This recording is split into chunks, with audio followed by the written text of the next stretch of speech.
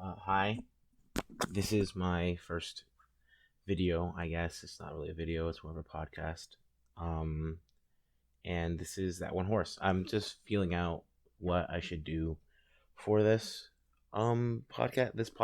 channel. So I'm hoping that if you do decide to click on this, uh, that you enjoy what I'm going to put forward. So this is going to be about horses, and which I think is kind of funny considering, but this is gonna be a. I'm not sure how long it'll be.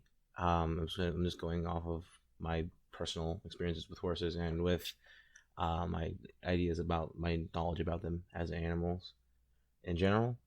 So that's how I will be doing this podcast. This first episode, at least, I'll go from each episode. I'll do a different animal, most likely. And maybe I'll go into different breeds of horses and stuff like that. But this is just like putting out feelers. This is the extent of my knowledge when it comes to doing videos or anything like that. I'm just trying my best to feel stuff out. So I hope you guys, whoever is listening to this, if anyone is going to listen to this, that you enjoy what I have to put forward. So horses are the one of the bases of mankind's at their affluence and how successful they are as a species nowadays. Horses allowed us as the human species to proliferate and travel and increase our hunting and our warfaring and all this other stuff as well. They helped us make mills, as you could say. The same goes for like donkeys, equines in general. Helped bring about our industrial prowess eventually. But I don't want to go into that. This is like a brief little thing. I want to go into more of them as animals. Horses are a very interesting animal when it comes to how they've adapted to their environment. The original horse actually had four toes instead of the one, an ungulate, as we call them, and they were about the size of a cat. This is the prehistoric horse. Eventually, they evolved to adapt to plainslands. This included getting larger, taller, the formation of four fingers on the toe, well, four toes, and then leading that into three toes, and then eventually into the one that we know today. And this was to adapt to that environment because evolution is a product of natural selection as well as evolution. Natural selection as well as mutation, because mutations are the basis of evolution, because favorable mutations lead to favorable animals when it comes to natural selection.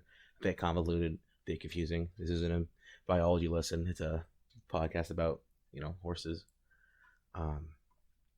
But when it gets down to it, you end up seeing this amazing animal take shape from these outside forces. You see, and the nose elongated in order to allow for these cavities actually are inside of the nose, where you can see that it's able to warm up the air before it passes into its lungs, so it can run for long distances without heart damaging its lungs from the air that's passing through.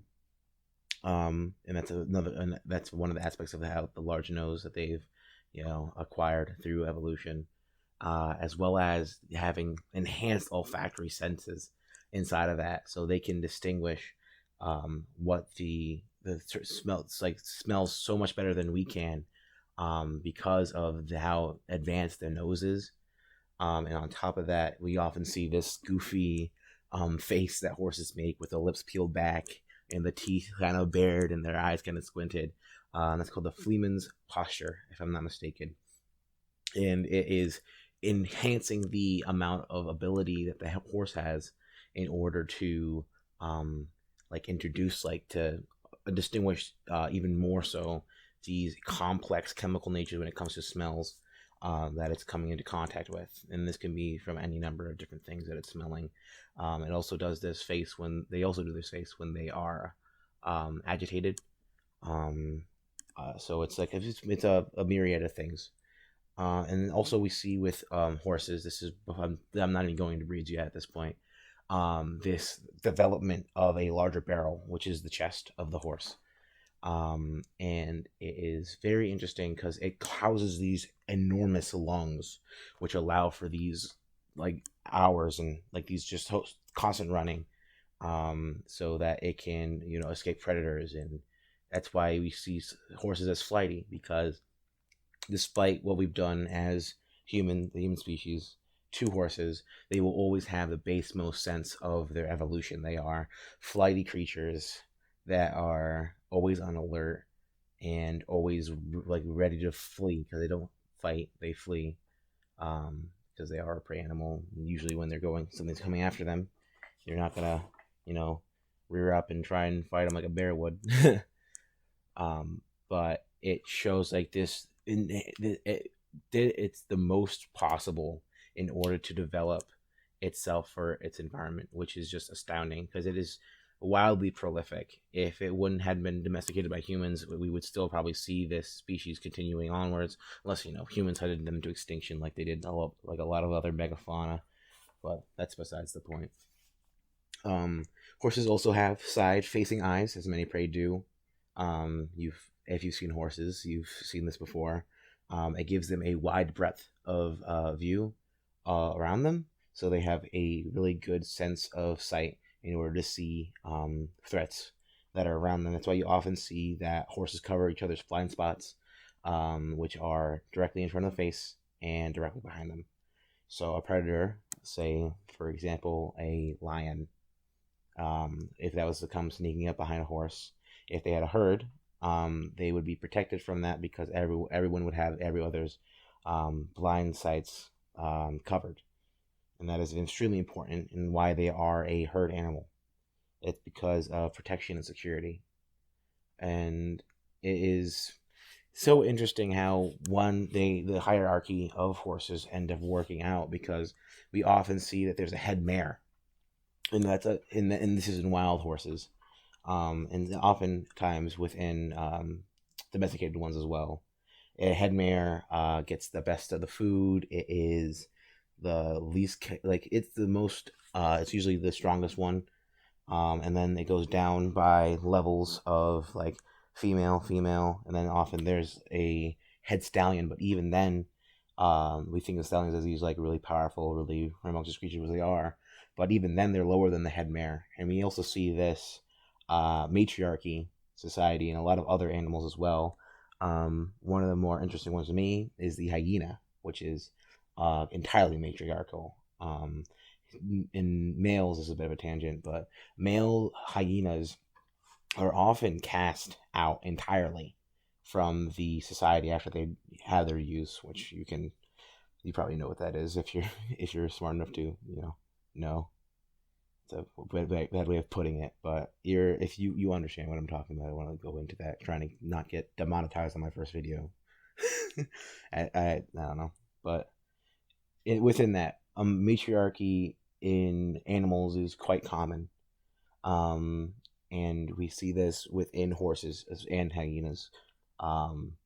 So when you look at these sort of hierarchies and you see like the different how each animal is treated, no one bullies the head mare. No one can bully the head mare. The head mare can bully everyone below her. And then the one below that, the secondary mare, can bully everyone below her, but they can't bully the head mare. Leading down to the bottom, where they just get kicked around and can't, do anything else until they try and rise up in the ranks.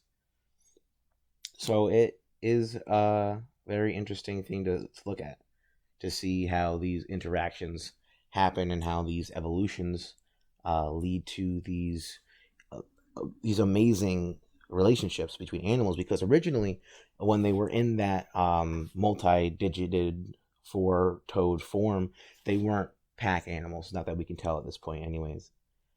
So we see within the evolution that they also became pack animals, herd animals, which is just extremely interesting of how like an evolution could lead to an entire change in behavior, like when you see something that's solo become something that's together. This isn't just horses too. You see this in other animals as well. Um, but just like the animals that we see now are just so interesting, and you have to wonder like who was here before to lead all the way up to this, because there's so many missing pieces. We'll never get a full picture of what it is. But when it comes to horses, we have a lot more idea about it because they've been a part of our uh, history for such a long time. You could say the same about dogs. So, wolves still exist, but domesticated dogs are in a different sort of tangent off of that. So, but I'm getting a bit off topic. And now moving back to horses in general, we can look at the actual breeds that we see today. I probably will focus on this video. I will probably focus more on draft breeds because I know more about them than say a hot blood or stuff like that. I'm more used to like cold bloods, warm bloods. So I think we'll start off with my favorite, which is the Clydesdale. The Clydesdale is a draft horse that's native to England, and was actually a Scottish horse originally, and it is a heavy draft horse. They are quite tall. I think they go up to 6 foot at the withers, which, if you don't know what a withers is, the withers is the tip of the shoulder in horses. So you actually don't measure up to the head, because and the difference between them and a lot of other animals is that, well, not a difference, but say for humans, is that they can dip their head down. It's pretty simple because the withers, they will stay what they are the majority of the time, but horses are often spent grazing because they are constant grazing animals. And that is why we measure them at the withers instead of at the top of the head, because of their mannerisms. At least that's what I figure. If someone's if you want to, you can correct me in the comments, because I've always wanted to have more information. I'm always looking forward to learning new things. That's, I guess, if you guys would be too, if you're watching this video. So the Clydesdale was often used like to carry like barrels of ale and stuff like that on carts, as well as that you often see them nowadays. They'll be pulling carriages and stuff like that, because they are these big, heavy, beautiful boys, if I may say. And they are I think, one of the most beautiful species of, well, breeds of horse. Like, their conformation is just so interesting to me. The long ass legs, and then the kind of like compared to the body, it's just really interesting, especially compared to other draft horses. It's another interesting thing about them is that Clydesdales were developed pretty recently, actually, when it comes to compared to other British breeds. And it was like this whole thing with the importation of Flemish stallions, and then a breeder named Partisan had like all these horses like that distinctly resemble the modern Clydesdale we see today, as long as, like, at least considering color. And then there's this one stallion that was named Glancer, and Glancer was this, like, for lack of a better word, he was a pimp. He was a horse pimp.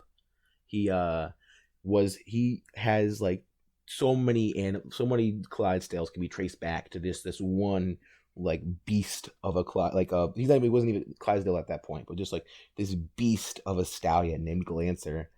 And then this is also another part of that would be this mare that was named Lampett's mare. Wow, that's a great name.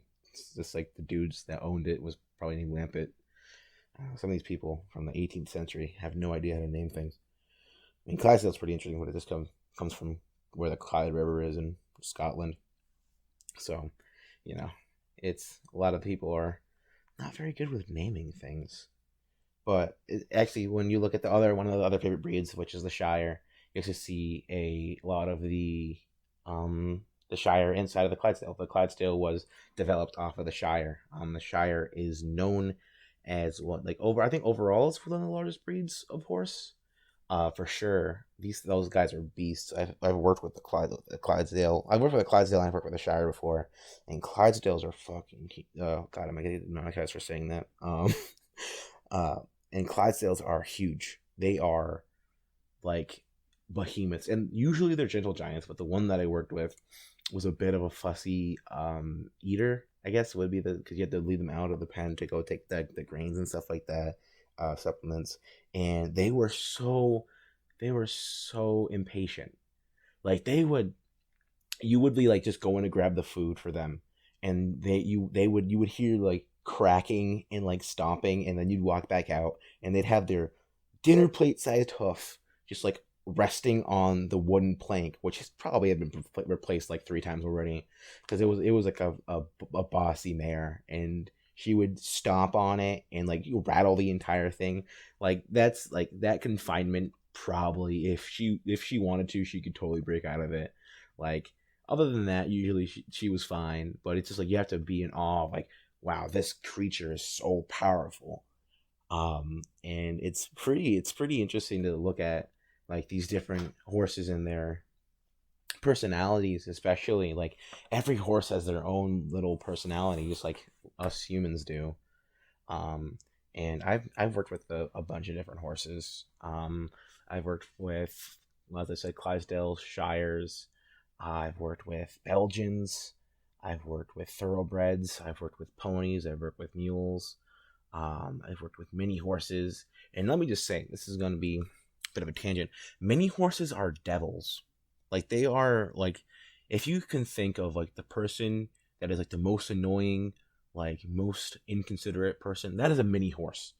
Like mini horses are so mean for no kind of reason. It's like chihuahuas, and I'm not gonna get started on chihuahuas, but they have no reason to be as mean as they are, and yet they're little balls of hate that are really cute.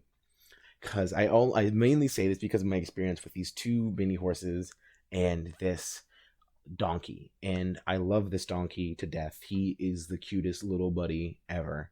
And these mini horses, like I kid you not, would bully this man's out of like all of his food, because it was like at a petting zoo, and like you could feed the animals and everything like that. And this donkey would be like, he would trot up all happy, and he'd be like so hyped to go get some food, and then like you would hold out your hand with the feed, and then the mini horse would come up and like push him out of the way and try to eat the food out of your hand, and sometimes you wouldn't even have time to like stop, and they just eat the food, and then the donkey would just be like, look so dejected and sad. I'm like, damn, that's not right. They shouldn't do that. That's not okay. It's like so disappointing because you wanted to give the donkey, and now he looks all sad. And it's kind of funny to think about like how these mini horses, these how they can be such like bullies in comparison. I bet like a mini horse could bully around a shire if they wanted to. They're just so demanding in character. um it's just like it's so funny like to me about just different horse breeds and how they act, and like you'll see like these huge draft horses. Let's say a Vladimir Draught, which is a Russian horse, which basically Vladimir is a very Russian name. A Vladimir Draught is this huge imposing horse, and it could be the nicest baby ever, and it is like they'll be like super calm, super chill, not be like banging and rattling anything. Like they'll just walk around, do their work, and then have like have their hay or grazing, and then they'll just like go peace off for like a nap, and then pop back up again, and then they'll be just like the sweetest like guy. And then you'll go and look at a Arabian, and Arabians are fiery. Like they are these weird dish-headed looking like horses, and you will get you I it'll be a struggle to find a calm Arabian horse because they're bred for racing. They're going all the way. You can say the same for Akaltekes, which are another hot-blooded horse. And it is breeds are pretty indicative of how their emotions work and how their personalities are, because drafts are mostly regarded as being less fiery, whereas hotheads, hot blood, sorry, are more hot-headed, I guess. But you see these exceptions, like the Shire I talked about. She was a hothead, and then you can look at I knew a thoroughbred that was really chill. Like they were an older mare though, so it might have been a bit of a different story with them. So, but it's always based on the individual, really, when you get down to it, because it's the same with people. Like you can be in a family, and a lot of the family will have share the same ideals and everything like that. But there might be one person that's like, you know what, I'm gonna have my own ideas here. That's like you see that a lot with horses as well. I think horses are such an interesting species to look at overall, um, because they are such integral parts of each other's group, because a horse without another horse often becomes erratic and sad and develops ticks, and not ticks as in the things that bite you, but like stomping on the ground or like licking wood or biting wood, and it makes you feel kind of sad about it, because I wanted to own a horse for the longest time, but some things like that can't happen until later on. But you look at it and you feel like it's wrong when you do the research on it and everything like that, because a horse is meant to be out in the plains, and they're meant to be wandering, um, day in day out, grazing and being with their herd. And then when you take them away from that environment, it leads to problems. So you see a lot of that happening with domesticated horses. This isn't always the case. There's some horses that probably go their entire lives without little more than like a cough or a sniffle, but it still makes me feel a bit weird about it, because you see this idea of owning a horse and it seems so alluring and so nice, because I still do want to own a horse, because they are one of the more important things to me, despite not having owned them, because they're just so integral to me as a person. My channel name is That One Horse. And I know this is a bit of a slower, more melancholy, I guess, video. But I'm probably gonna do some comedy skits and stuff like that. I'm just gonna test the waters and see what sticks. But as I was saying, because horses are so integral to me as a person, it's kind of sad to think that we're removing them from their environment for us, for our sake, not for their sake. And despite doing all this breeding and all this things that we've done as human beings to make this horse into what we want it to be, we will never be able to change its base most instincts and its base most tendencies and everything that a horse is, and at its core. Humanity will never be able to change that. And I think that is the most important thing. And to think that we, although through all of our biomechanicism and through all of our ingenuity and everything like that, that something as pure as a horse could still be a horse. And I think that's a pretty good place to end this. I know it's a bit of an awkward time, 23 minutes to end a video on, but this is still me, first video, testing out the waters. So I'm hoping to keep this going and learning more about how to make videos and bring more content out to you guys, to whoever is listening. So thank you for listening, and I appreciate coming and kind of sitting down with me and letting me talk about horses for a little bit. Have a wonderful day.